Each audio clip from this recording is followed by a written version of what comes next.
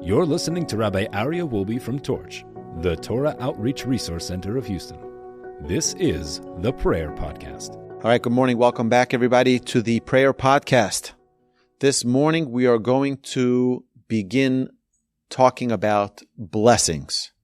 The first blessing we're going to talk about is Netilas Yadayim, washing our hands in the morning. So if you open up your Art Scroll Wasserman Edition Siddur that we will be using throughout this course, it is on page 14 in the middle of the page. It's a very short blessing, but let's read it together.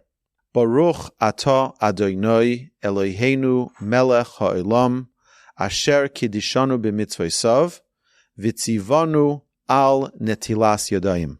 Blessed are you, Hashem, our God, King of the universe, who has sanctified us with his commandments and has commanded us regarding washing the hands.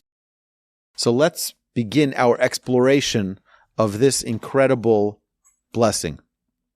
Firstly, we need to be in awe of the fact that we are talking directly to Hashem. Blessed are you, in a direct term. You, ata, direct. And that means that wherever we are on planet Earth, Hashem is right there with us. It's a reminder wherever you go, wherever a Jew may be, on all four corners of the world, Hashem is there with us. But we start off with Baruch. What does Baruch mean? It means to bless. God is the source of all blessings. And we need to recognize that every time we recite a blessing, what we're identifying, what we're giving testimony to, is that Hashem is the source of all blessing.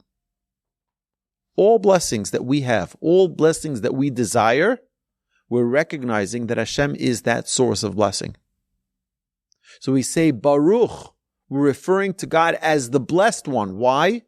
Because everything that can be called a blessing is within Hashem and Hashem's ability. Hashem is capable of everything, which is the next thing, which is when we say Hashem's name, Baruch Atah, in a direct term, we say Hashem, Adon Kol. Hashem is the master of everything. Hashem is the master, there's the master of all. Anything that you can possibly imagine, Hashem can do. Anything that you can possibly need, Hashem can bring you. And that's just from the first three words. Just from the first three words of this blessing, which is, by the way, the beginning of all blessings, is Baruch Atah Hashem. If we recognize that God is the master of all blessings, He's the source of all blessings. We talk to Hashem in a direct atah, direct form with Hashem, and Adon Kol, Hashem is the master of everything. Elokeinu melech ha'olam. We're going to get into this more in detail. We're going to spend an entire class talking about these 10 words of the blessing, the introductory words of every blessing. Baruch atah Hashem, Elokeinu melech haolam, our God, King of the universe, asher kiddishanu b'mitzvosav, who sanctified us with his commandments, vitzivanu, and commanded us, which is a general thing. Hashem sanctified us with all of his commandments, but then gave us a specific commandment of washing our hands. Asher kiddishanu b'mitzvosav, very, very interesting. We know that we're saying here that God sanctified us with his commandments. But if we look in the 613 commandments, washing our hands is not one of them. In fact, this is one of the 7 commandments that were established by our sages. What are those 7 mitzvahs? Number 1 is the recitation of Hallel. Yesterday was Rosh Chodesh. We recited Hallel. Every Rosh Chodesh we recite Hallel. On the festivals, on Pesach, Shavuot, and Sukkot, we recite the Hallel. Sometimes the full, complete Hallel. Sometimes the partial Hallel. We have on many occasions, or all of Hanukkah, we recite the Hallel. Hanukkah itself is a rabbinic festival. That's one of the 7 rabbinic decrees. Hearing the Megillah is a rabbinic commandment. Lighting Shabbos candles, rabbinic commandment. Reciting blessings is a rabbinic commandment. Eruvin, putting together an eruv that combines the community into one domain on Shabbos so that we can carry from one domain to the other, is rabbinic. And finally, the seventh is washing our hands. So why are we saying Asher Kiddishanu b'mitzvosav v'tzivanu, that God sanctified us with His commandments and commanded us to wash our hands? It wasn't God who made this commandment. It was the rabbis who made this commandment. Sages tell us in Deuteronomy, one of the commandments that are given to us is that the sages have the ability to institute commandments. Now, the rabbis don't just pull out of a hat a commandment. The commandment is very well sourced. The commandment is very well already, embedded into the Torah. Now, we may not know where it's embedded. The sages do. But let's go into the washing of the hands. Washing of the hands, we see this is not a simple thing. We see that the Kohen, before he was able to eat the truma, the sanctified foods, he had to wash his hands. Before he went to serve in the temple, had to wash his hands. We see that anything having to do with holiness always required the washing of hands. Before a Kohen blesses the congregation, they had to wash their hands. So we see that washing hands is not something which is a new concept. But before eating bread, the commandment to wash our hands is rabbinic in nature.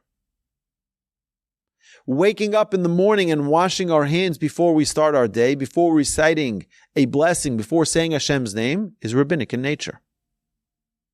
Why? Again, it's sourced in the Torah. It's sourced in the Torah where we see that it's not something which is a crazy idea that the rabbis came up with. Now, Al Netilas Yadayim, our sages tell us where our connection with the physical world is with our hands.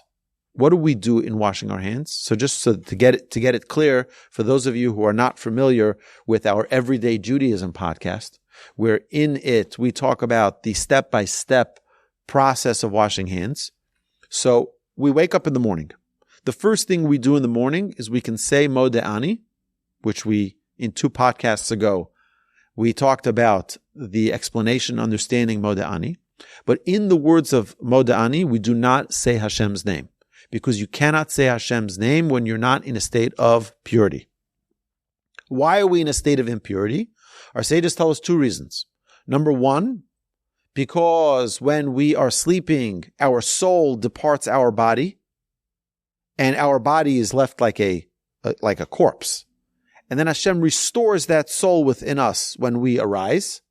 So now we're a new person. Because we were in a state of semi-death, we have to cleanse ourselves and wash ourselves before we resume our activities. That's reason number 1. Second reason, brought in halacha, is because while one sleeps, their hands move around. They could have touched a part of their body which is a covered part of the body, and therefore it would render us impure, our hands impure, and therefore we need to wash our hands. By the way, if someone were to scratch their head, that would also be impure. They need to wash their hands. Someone cuts their nails, someone gets a haircut. There are many different reasons why someone needs to wash their hands, because of spiritual contamination, but also, as we know, just ask the CDC, they'll tell you, wash your hands, wash your hands, wash your hands. The Torah tells us this thousands of years ago, because we understand that where there's spiritual contamination, there's most likely the possibility for physical contamination as well. So our physical connection with this world is through our hands. 1 second. So let's go back. So Modeh we recite without washing our hands. But then we can't say Hashem's name before we wash our hands. So what is the first thing we do in the morning? We fill up a cup of water, a vessel, and fill it up with your right hand holding it, pass it to your left hand, and you wash your right, your left, 3 times each hand. Some customs do 4 times. and now your hands are purified, so to speak, from their state of impurity. And now you can recite a blessing and say Hashem's name. And we continue the Reishis Chachma, which we talked about last week. You can say that because that does have Hashem's name in it. You can recite that then. And then we say the blessing of Al Netilas Yadayim. So that's the blessing that we're talking about today. The physical connection with this world is our hands. You realize that? Everything that you have in contact with the physical world is with your hands. It's amazing. You get into your car. What do? You open the door handle with your hand. You start your engine with your hand. Every connection with the physical world is with our hands. How do you eat? With your hands, right? You hold a knife and fork. You don't eat with your hands, obviously, but you hold a knife and fork and you connect with the physical world in that way. Our entire connection with the physical world is through our hands, which gives us a little bit of an understanding of why it's so important for us to wash our hands and to have ritual purity of our hands, and why we have this blessing of Al Netilas Yadayim. Hashem commanded us upon the washing, concerning the washing of our hands. Because in the process of getting our whole world, our whole physical world connection is with our hands, we have to make sure that we go in with a purified state of these hands. You wash and purify your hands. Now, there's an interesting thing. The Talmud asks, there's two contradictory verses. There's one verse that says, La Hashem ha'aretz umlo, the land, the earth belongs to God. But there's a different verse which says, Ve'oretz nasan livnei adam, and God gave the world to mankind. So which one is it? Did God give it to us? Did God give us the earth, or is the earth God's? Sages tell us in the Talmud, well, one is before a blessing and one is after blessing. If before someone recites the blessing, it's all God's. After someone recites a blessing, that's when it becomes yours. How do you acquire it? By recognizing God's presence. What is a blessing? A blessing is not asking permission. A blessing is recognizing God's dominion, God's rulership, God's creation of this world. That's what it is. So when we recite a blessing, what we're doing in essence, we're establishing, Hashem, you're the creator of this world. It's all yours. Hashem says, we have that established. Now you can have it. Now it's yours. God gave it to mankind only after we recite the blessing. We know the Talmud says that Kohanim in olam, anybody who enjoys from this world without reciting a blessing first, it's as if they have stolen. You've stolen. What do you mean you've stolen? I earned my income. I paid my taxes. I bought an apple. I ate my apple.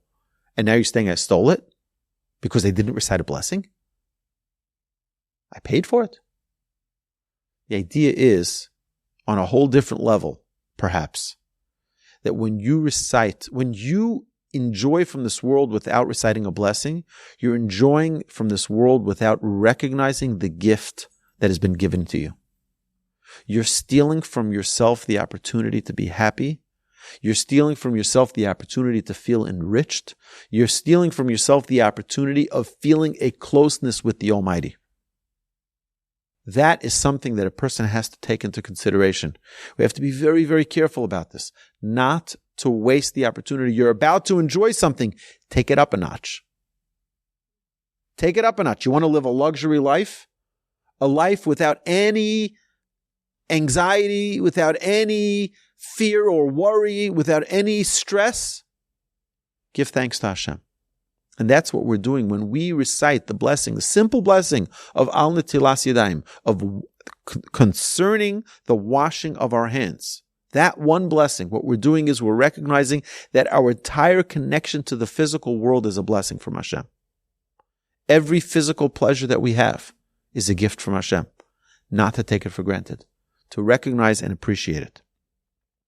just like the priests before their service or eating the teruma wash their hands. The term Netilas Yadayim comes from to elevate, natla, it also means a pitcher, but also to elevate, to raise up our hands. We gave the two reasons, we explained the two reasons of why we wash, to remove the spirit of death. And our hands are busy at night and we could have touched things that are impure. Our sages also tell us that we're transforming our hands and our body from a state of impurity to purity. The first action we do when we wake up, we only say Moda'ani prior, or the only thing that precedes washing our hands is saying Moda'ani. What's the first action that we do? We say, God, we want to serve you in a state of purity. We wash our hands. First physical action we do every day. Incredible. Our sages warn us, though, that if you look at the first letters of Al Netilat Yadayim, the first letters is Ayin Nud Yud. Ayin Nun Yud. What is that? Ani. Ani means poor, impoverished. Our sages tell us that those who are careful with the washing of their hands are guaranteed a blessing of never experiencing poverty. And if, God forbid, one is not careful with washing their hands, there's terrible things that our sages tell us that we're bringing upon ourselves by not being careful with washing our hands. We elevate our hands. We say, Se'u Yidechem Kodesh. We elevate our hands because we're elevating them from a state of impurity to a state of purity, of holiness. We say a bracha after performing the mitzvah. Usually we say the blessing before performing the mitzvah, right? Before we shake the lulav, we recite the blessing, then we shake the lulav. Every mitzvah we do, before we put on tefillin, we recite the blessing, then we put on the tefillin. We recite the blessing on our talis or our tzitzis, and then we do the mitzvah. Every mitzvah we do that, except for, there are a couple of few exceptions. One of them is washing our hands. We wash our hands, and then we recite the blessing. Sages tell us because you don't want to recite a blessing when you're in a state of impurity. Because you're getting into a state of purity only after you wash your hands, therefore you recite the blessing only then. But we have to understand that washing our hands is not only from dirt. We know that when our hands are dirty, we wash them. When we wash our hands before we eat bread and we recite the same blessing of Al Netilat Yadayim, it's not only because our hands are impure. It's not only because our hands are physically dirty, but because they're spiritually dirty. And that's what we want to wash ourselves away from. Now, I want to just share and close out on this following idea. We mentioned this previously, but what are we doing when we wash our hands? As we mentioned earlier, our physical connection with this world is through our hands. But our arrogance is also through our hands, because we can convince ourselves, Kochi ve'otzem yadi, it's my strength, it's my talent, it's my ability that brought about my success.